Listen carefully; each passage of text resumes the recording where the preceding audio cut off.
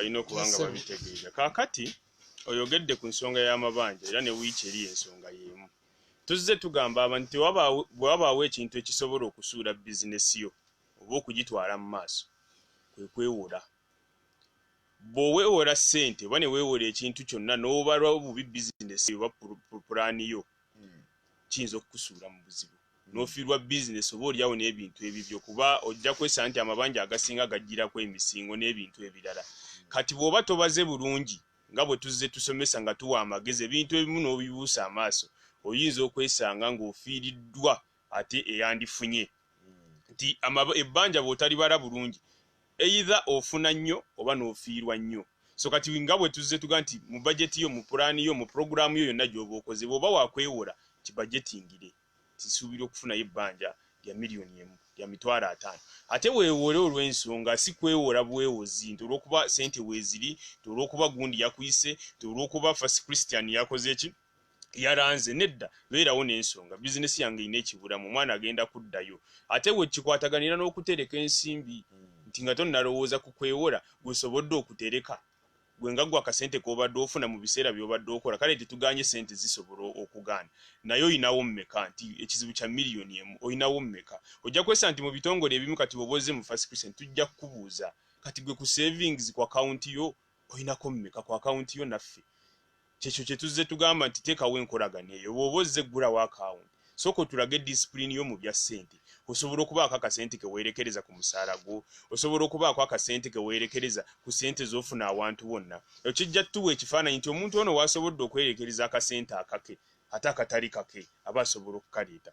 So ne weesanga nti abantu abasinga beesanze mu mabanja amangi naye nga tebasobola kuvaamu. Kiki ky'olina okukola gwe ng'omuntu eyeesanze ng'olredde oli mu mabanja oba nga gy'obadde olaga? Ekisooka sooka otegeere obuzibu obuliwo nti amabanja olina mangi ate otegeere ga ssente mmeka. Kuba tosobola solovinga buzibu nga tonnabutegeera. Olina okusooka okumanya nti bamanja miliyoni 10 kati bamanja miliyoni 10 oba miliyoni 5 ntandikiddewo okukiryalinga amabanja ago. Abantu beewola amabanja nga bw'oyogedde n'atuuka ku pointi ng'agamu tagajjukira. Era ojja kwesanga ku nsonga ezimu abantu lwaki tebasasula amabanja beerabira. Ayina ku dduuka gindi atuuka nga n'ekkubo ly'abadde ayitamu ng'ava ku mulimu takyayitayo. Ow'edduuka agenda mumubanja ssente ze za airtime ate egindi yajjayo sukaali. Kati ne weesanga atandise okunoonya naye waayita nga ewaka atuuka kiro. Ow'edduuka asooka kulinda ow'edduuka n'aggalawo alyoka atuuka ewaka. Kati ky'oba okola mmanya ssente mmeka ziba kubanja ebintu bye weewoze bimala ssente mmeka, which means nti ekyo osobola okukikola ng'oyina budget. N'omanya nti mu ssente zino nali mbajetingidde miliyoni emu nali mbajetingidde emitwalo 10 naye ne nkozesa emitwalo 12. Ekitegeeza nti ebiri bagikubanja. Kati kijja kuyamba okumanya ssente mmeka z'olina okunoonya n'engeri gy'olina okuzinoonyaamu osobola okusasula amabanja go n'okugakendeeza. Mukulu oyogedde ku kigambo ky'obwavu. Bwe twogera ku kigambo ky'obwavu kigendana n'endowooza yo gy'okirowoozaamu. Kubanga obwavu bwe tulowooza nti obwavu butaba na nnusu mu nsawo oba mukyamu. Kituufu. Kubanga obwavu kitegeeza nti toyina busobozi bweyimirizaawo essaawa eddako. Era bwe tutunuulira mu context ennene nti bwe tutunuulira ggwanga ejjavu oba enkonomi nga njavu kiba kitegeeza enkonomi eyo tesobola kubeezaawo bantu baayo obulamu obweyagaza. Juzi twafuna amawulire nti Tanzania yaolangirirwa okubanga eri mu mawanga ate agasukkulumye ku mawanga amalala mu bya level of economy. Nedda jo bagirangirira mu byenfuna nti eri mu middle income bagitwala mu level endala. Omanyi kye basinzirako? Basinzira nti munansi wa Tanzania asobola okufuna $10,000 nga luli even nga buli omu asobola odukola ki odakusesinga. Kati obwo bwavu level eyo bw'ogipimira kweyo naye oba obugenda obukendeeza. Kati ffe tudde ku context yaffe nga bwe tuli nti lwaki omuntu yeewola ng'ayagala okuva mu mbeera ebadde temusobozesa kufuna bulamu bweyagaza okutuuka ku bulamu bweyagaza. Era bw'obanga tosobodde kukirealizinga kusooka abantu abajja okwewola nka tugaye bajje mu First Christian Corporate Finance bajja nga babadde n'ekirowoozo kyabwe emabega the back of their mind nti ensimbi zino be naba nzifunye zijja kunsobola nsukisa oba zijja kusobola okunsukulumya ku mbeera gye mbaddemu. Kino kiba kitegeeza nga tonnaba kutuuka okugamba nti neewole, sooka otuule wamu wekompozinge omanye ebiki by'oyagala by'ogenda okukozesa ssente ezo. Kati ekijja kusobozesa okukompozinga figa either ennene enekusobozesa okuva mu mbeera eyo. Ate n'okumanya wa w'ogenda okuzijja. Wa w'ogenda okuzijja. Waba obala budget nga ya miliyoni 2 nga ono azaagala mu mwezi gumu ng'omusaala gwo gwa miliyoni 1 kiba kitegeeza nti tojja kuzisobola. Kakati obusobozi bweraanidde engeri gy'osobola okusasula ssente ezo nti enfunayo ekwatagana n'omutindo gw'ensimbi z'ogenda okuwewola. Kubanga ya income ratio.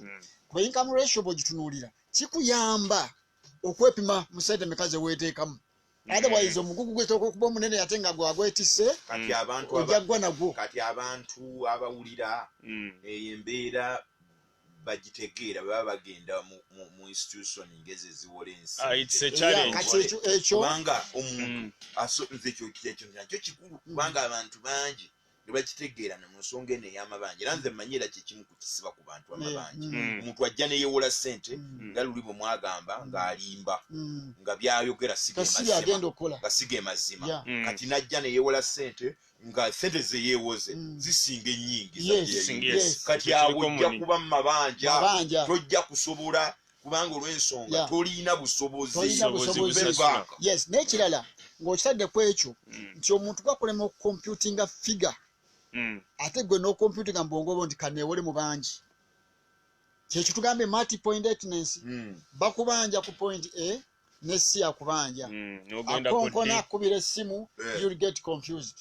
Kubanga ani gw'onoosasula ani gw'otoosasule ani gw'onodduka. So nga ate senga ofunye omuntu omu nga efanda omu nga wakoze bulungi ekintu kyo ojja kulanga kati nno owulira ekirala nti oli agenda eginne yeewola ssente kati naga kaneewole waagundi nzize nsasule ono bw'amala okuzifuna eno ate zonna taziwaayo ono abadde amubanja mitwalo 10 kati bw'agenda eno olw'okuba alaba chansi weeri yeewola 15 kati n'atuulako 10 katugeze asasudde yes ebbanja neryeyongera tuka ku pointi nga yatandika nga yeewoze emitwalo 5 agenda okubalamu ng'ali mitwalo yes n'ate emigwa eyo gye weesiba ogikola otya okujja avoidinga. Sooka omanye kyoyagala kitweyogeddeko ojja kufula okuba nga teweeweze mu bantu bangi omanyi. Ekirala oteeka okumanya nti amabanja gano teeka era ne mu mateeka gye gali bwe wowola ne bayibuli gawe osasulanga togenda kudduka banja obanga yedduseeko yennyini. Obulaba zo institution ezo tezifiirwa. Ebbanja nti likula ebbanja linga muntu weewola emitwalo 5 kati bo ze bandikufunyeeko mu mwaka omulamba bo basigala bazongera singa wazireeta ne tuziwa gundi zandibadde zikola bwezi nga bazongerako singa wazikomyawo ne tuziwa gundi kati ogenda okudda nga yali abanjibwa miliyoni 1 ziri miliyoni 5 ate ne weebuuza engeri gye kyajjamu. Bwe kiba bwe kityo ng'olina projects z'oyagala okukola sooka omaleemu kwemu olyoka omanye nti am successful here am a failure here. Ekikuyambe obutakwatagana kino na kino era bw'obanga osobola ng'oyagala okukola ku project endala omuzungu waliwo kyayita break even point. Sooka omanye nti wano nvudde mu katyabaga nsobola okufuna amagoba njoke nkwate ku kintu ekirala. Kitegeeza nti omuntu asooka anyweze bizinesi egundiire emala ogundiira eveemu endala kiri advisable omuntu okukola bizinesi ez'enjawulo obutabala ku bizinesi. Twasomesa ne ku multiple income sources. Abantu abasinga ojja kwesanga nti bizinesi esookerwako ate yeyina okuyamba zino ezitandika. Bwe mba nina edduuka lya wholesale nsobola okukwatamu ku ssente nenteekako ka mobile money ku mulyango. Bwe mba nina edduuka lya wholesale nsobola okuga nti akanfune bodaboda ngitege wali ku stage omwana atandika okunyanjulira omutwalo buli lunaku. So kati ojja kwesanga bizinesi zino zituuka ekiseera nga zeeyamba. Mobile money bweba yeewoze leero omwana tazifunye bulungi kankwateko mu dduuka wano nyambeko wa mobile money enkya bw'afuna ajja kunziriza. Ebyo byonna bw'otabibala ojja kwesanga bizinesi ogitaddeko burden yo nga yo.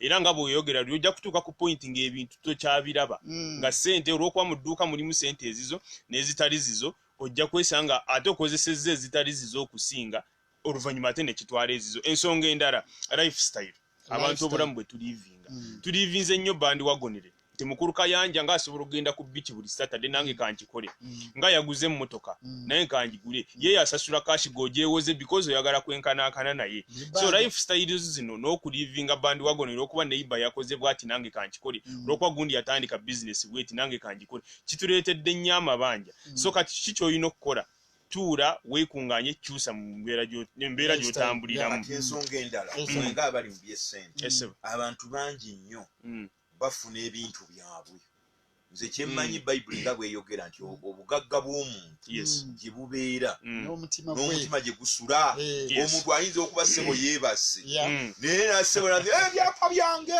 n'ebyapa byange n'aloota ebyapa kubanga ebyapa obugagga buli mu byapa bye ekigambo ekyo ne kati ate abantu balina enkola ssebo balina enkola nti omuntu aba ajja gye muli mmwe ate akulembeza nnyo bino by'amaze okufuna nina omusingo nze nandibadde ngaomuntu okwewala yandisuuse okumanya source y'essente zino bwemanga neewola gye muli zino ezigenda okusasula zigenda kuvaawa natatulira nnyo bintu byafunye naye abantu bafiiriddwa ebintu omuntu n'afiirwa ebyapa bye omuntu n'afiirwa amataka omuntu n'afiirwa amabanja omuntu n'afiirwa ennyumba era bwe boogera ennyumba eyo yagikolerera n'amaanyi okufuna n'abaana bagitunuulira naye n'alyoka agiwaayo olw'okuba ayagala okiraba ekigambo ekyo nze nalibadde ngamba nti abantu mubalage oba mubasomese mubalage nti omuntu bw'aba ajja gye muli mukwewola ssente ategeere sente zino zigenda kuvaawa ekyajje nakyo mu bwongo kyembadde ngenda okukugamba abantu baleme kufiirwa bintu byabwe nti ekyo okiteeka ne ku kitongole oba omuntu akuwola kuba kati ebitongole era omuntu bw'ajja abantu abasinga bamanyi nti okwewola musingo ajja kujja kuga nti nze njagala miliyoni 2 mukande miliyoni 2 nga togera zisobola mukulu naganze nina ekyapa omuntu alese ekyapa kya miliyoni 5 omumwotya miliyoni 2 naye nga n'ekyapa kyalese olumu si kike taata we yamuwa kati yatunuulira kyapa kati nze nga mbabuuza ekibuuzo bafasi question oli bw'abanga alese ekyapa kya miliyoni 5 ne ayagala miliyoni 5 naye nga temulawezi kati nowulira olw'ensonga alina kyakwesi kubanga obugagga obwo bwonna ekya miliyoni 5 abanda valued kubanga lwaki akuleetera ekintu ekinene ku kintu ekitono kitegeeza gwakuliwalinza okukkiriza ate nga tosobola kutunda kyapa kya miliyoni 5 kulwa miliyoni 5 maybe waliwo cost yogenda okuyitala ekirala abantu abamu obwavu yewatwala badyogerawo okusooka nti omuntu wabanga talina ssente aba mwavu nedda ssebo omuntu osobola okuba omwavu naye ng'olina obugagga bw'ebintu abantu kyetulakinga kibayita liquidity ratio omuntu liquidity alina fixed assets bwe kyolina okukola oyinza okubuuza nti kakati bwe mba n'ebyange ebyo bwensigo mbeeraawo nga bwavu bwonnuma nedda waliwo ebintu ebimu nga byegeneratinga ensimbi oba olina ekyapa kya 5,000 magezi kigotosobola kufuna nti kaŋŋende kwa agriculture loan nfuna oba tractor ngende nkola omulimu gw'okuttaka eryo kubanga ezo miliyoni 5 ku by'ebiriire ne 5 oba tolina kulungamizibwa kulungi nti ddala obugagga obutuddeko naye ate onoonya akayembe akato ankyova olaba nti omuntu ne bwoba oleese ekyapa kya miliyoni 5 twandike katumuwe buwine tumusaba bank statement sooka oleete engeri gy'osavinga engeri gy'oyingizaamu tuwe rekodize eza business ne tusooka ne tutuula ne tuzitunuulira nyingiza bweziti nsaasaanya bweziti nina obuvunaanyizibwa bwe buti ebitongole ebirala kye bitakola nti ye bajjako olina ekyapa olina byokola nti nina edduuka mu kikubo nina n'ekyapa kati mumuwe ssente oyo naye kati fe ate tekikola kati ekitegeeza omuntu okusavinga kwe kuno kumuyisaamu nnyo eba mpisa discipline nno obudde bulabika ng'obugenze naye ekyo kiyinza okuba eky'omulamu ogwa wiiki ejja ky'abantu natutegeere na saving ekiki kubanga ti abantu bangi okutereka ti tebakumanyi bo bali kukwewola okimanyi ti mu Uganda abantu bali nnyo okukwewola n'okusinga okutereka empisa ey'okutereka so nga ate omuntu kino kyaterese kiba kiki naye nga ate oluusi okwewola ajja kugenda ate akolerere institution egyawadde naye ngaomuntu kwegambe kutereka okwo mbadde eyala mu kusime mu kugende buziba era lwali tuyinza obutakukwatako naye nga nze nkijje wali kyogambye nti omuntu bw'ajja gye muli mwate musooka kumusaba banka oyingiza otya ate nekyeranga banka statement nti wadde sente zino azaagala atutegekedde entegeka ki okutusasula cash flow statement ye etambudde etya si lwakuba nti oyina loan ogyagala naye empisa y'okutusasula eri committed on paper nti bw'onooba ofunye sente zino tozifunye ku financinga kintu kyonna naye gweolinawo ky'olina alina okuba nga alinawo kyalina so mu mbeera eyo okwewola amabanja ate nga kwegamba besi gy'alina esobola okukavalinga looni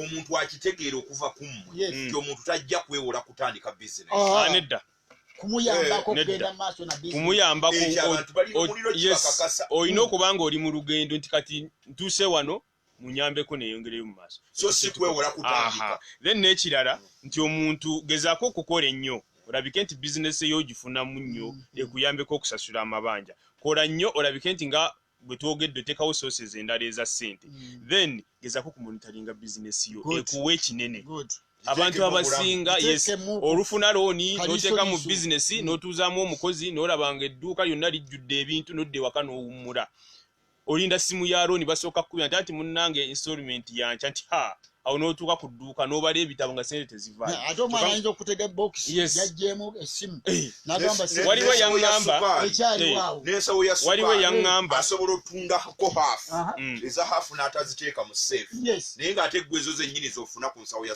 kati nowulira waliwo yaŋŋa yalina edduuka lya cosmetics ng'omwana kyakola ono yali akola ng'akola olunaku lulamba kati ng'omwana kyakola atunda ebintu n'alinnya n'adduka mu kibuga n'ashoppinga n'abizzaawo ebintu tebyagenze munaye tetwakoze kati omwana omusajja yatuuka ekiseera nga lwenti bamubanja alina amabanja amalala edduuka ebintu tebigenda agenda kati bw'obeerawo ekyo tajja kukikola beerawo monitoringa bizinesi yo omwana aleme okukola ekintu bwe kityo osobole okulabika nti bizinesi yo n'abantu bandyagadde nnyo ebintu bye bakola manya tawoolya okusinga kyokifunamu kubanga kino kyekikuwa ssente edduuka lirabirira ekitooke kirabirira labirira omulimu wojja ssente teekamu obulamu bwo teekamu omutima gwo obudde engeri yokka resources zoyina osobola okufunamu kati obudde bannaye bututwalaganya badde njagala